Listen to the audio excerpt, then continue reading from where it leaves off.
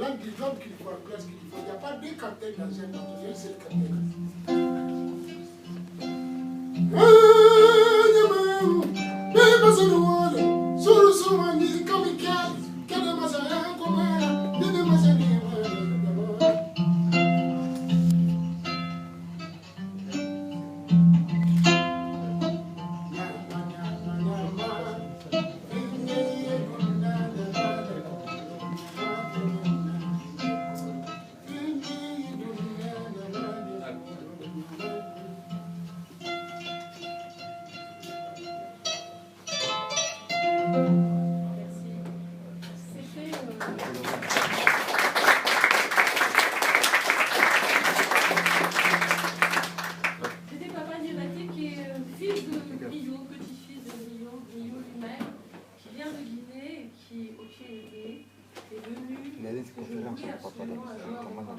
Pour accompagner ce texte, il est la voix d'Afrique ce soir.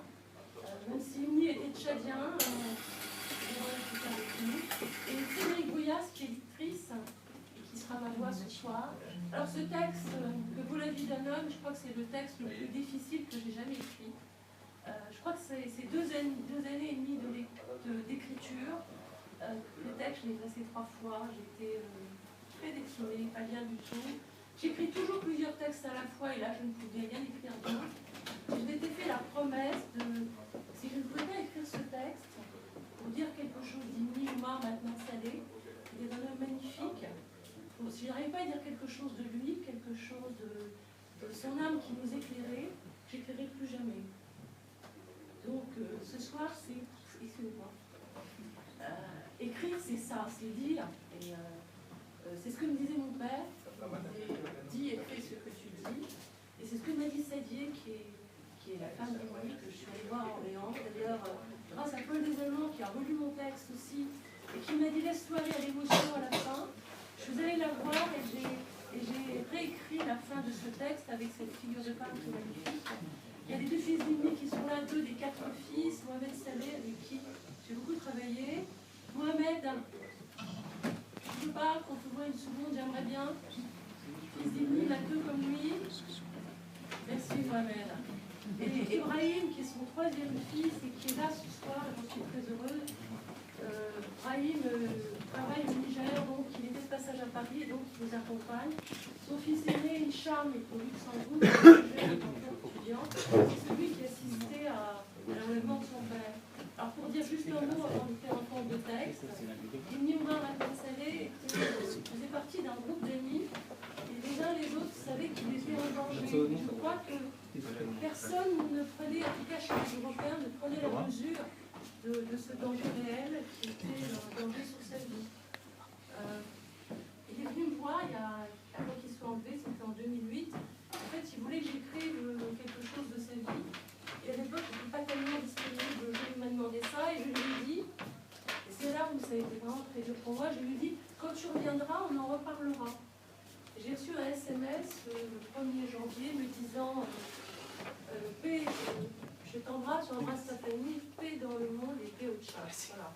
Et après, il a été enlevé, il a été torturé et on ne l'a jamais retrouvé. Voilà.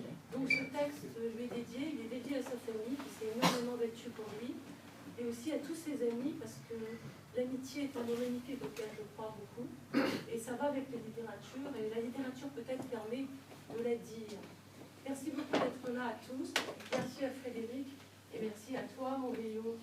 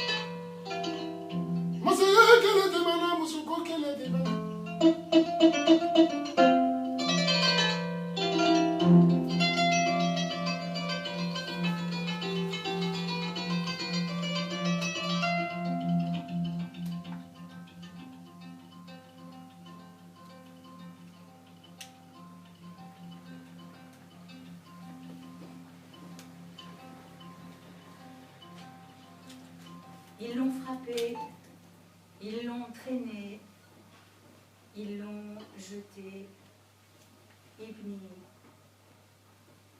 Ils sont venus le soir du 3 février 2008. Ils sont venus dans sa maison en pleine ville à N'Djamena.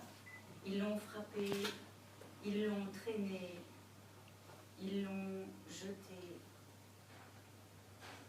Ibni Omar Mahamat Saleh, le porteur de parole, frappé, traîné, jeté, piétiné par les militaires de la garde nationale de son pays, qui a profité de la terrible répression punitive, absolument sauvage et sans aucune pitié pour les civils, enfants, femmes, ne parlons pas des hommes, susceptibles de près ou de très loin, ou de pas du tout, sinon d'avoir été là, donc d'avoir pu soutenir les rebelles pendant l'attaque de N'Djamena par des groupes armés d'opposition.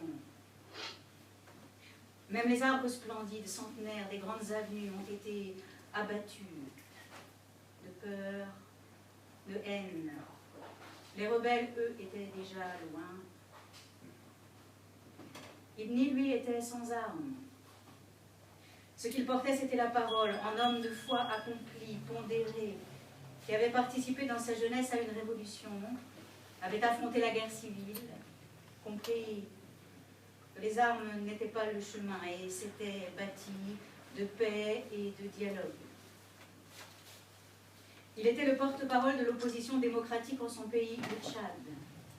Et il avait choisi en toute conscience, et quels qu'en soient les risques, de mettre au cœur de sa vie l'engagement politique et la résistance à l'oppression par la négociation, la non-violence, la parole.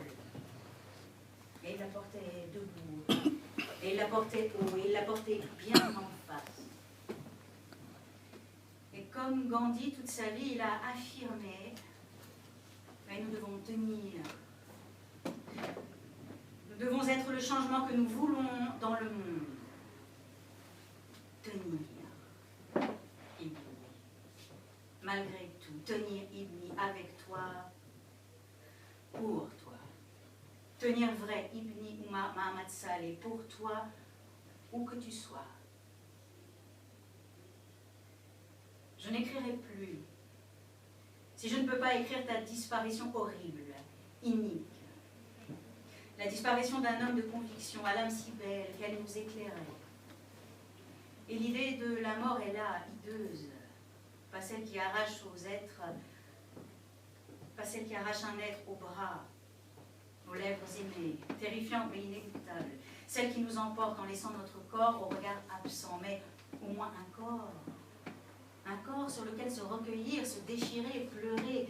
Non, je parle de la mort féroce, au bout d'un fusil, au bout de tenaille, à coups redoublés et par d'autres mains devenues poings meurtriers, d'autres visages déformés par la haine sur ton corps démantelé, écorché, même plus corps, déchets de corps, cachés à la hâte sous un amas d'autres détritus, loin des regards.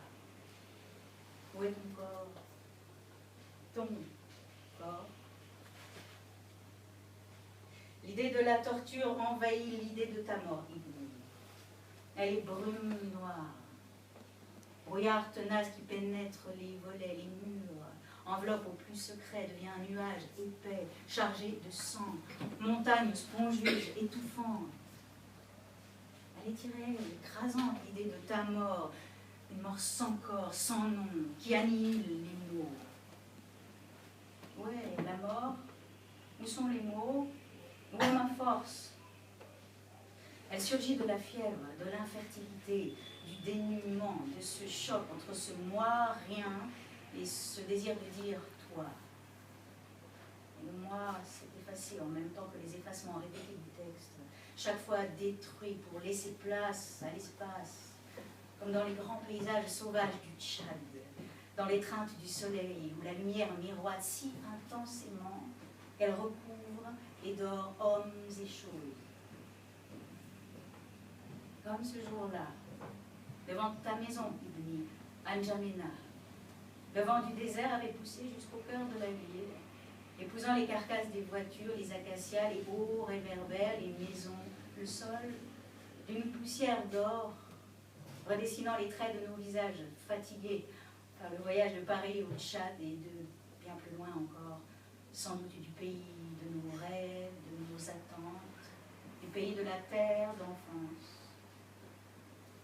Le dépaysement était total, nos points de repère vacillant dans le fourmillement des rues. Nos yeux étaient immenses, le sable crissait dans ma main et j'avais regardé ma paume, où la ligne de vie soulignée par le sable d'or ressortait comme une piste nue du Sahel. La poussière métamorphosait nos peaux, nos vêtements